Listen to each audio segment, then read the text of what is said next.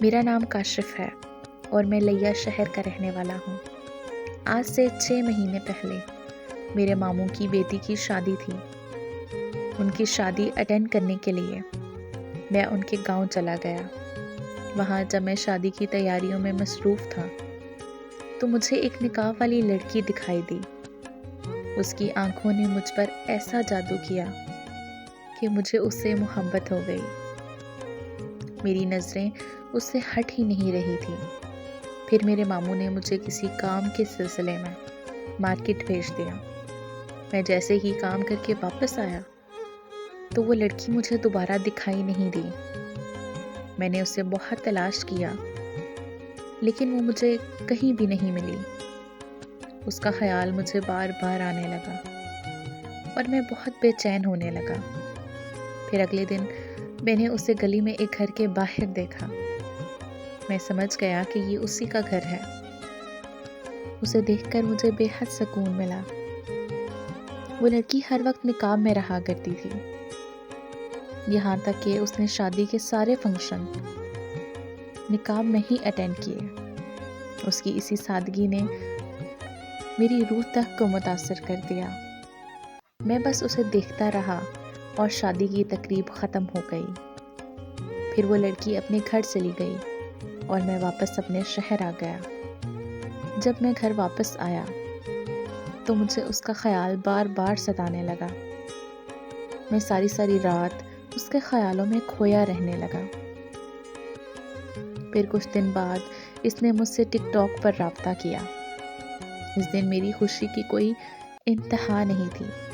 بس ایسا سمجھ لیں کہ کسی گنہگار کو جنت مل گئی ہو۔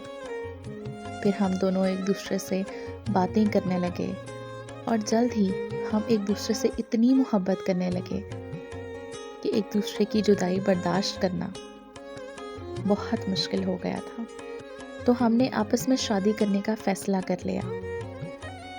میں نے تو جیسے تیسے کر کے اپنے گھر والوں کو منا لیا، مگر وہ اپنے گھر بات کرنے سے ڈرتی تھی کیونکہ اس کے گھر والے عشق محبت کے سخت خلاف تھے۔ پھر اس نے مجھے کہا کہ وہ اپنے بھائی کی شادی کے بعد اپنے گھر والوں سے ہمارے بارے میں بات کرے گی، لیکن کچھ ہی دنوں میں اس کے گھر والوں کو ہمارے بارے میں پتہ چل گیا۔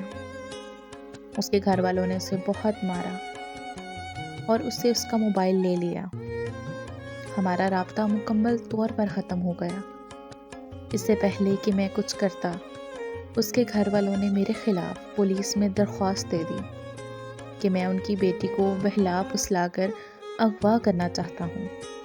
میں نے بہت مشکلوں سے اس کیس سے اپنی جان چھڑوائی اور آج مجھے اس کی کوئی خبر نہیں ہے کہ وہ کہاں ہے، کیا کر رہی ہے، کس حال میں اپنی زندگی جی رہی ہے۔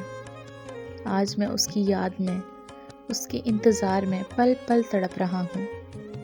مجھے یقین ہے کہ ایک دن وہ ضرور مجھ سے رابطہ کرے گی اور کہے گی کہ پلیز مجھے یہاں سے کہیں دور لے چلو، اور تب میں اسے یہاں سے دور کسی خوبصورت وادی میں لے جاؤں گا۔ وہاں ہم ایک ساتھ اپنی نئی زندگی کی شروعات کریں گے۔ بس آپ سب سے ایک درخواست ہے کہ آپ سب دعا کریں کہ وہ جہاں کہیں بھی ہو صحیح سلامت ہو۔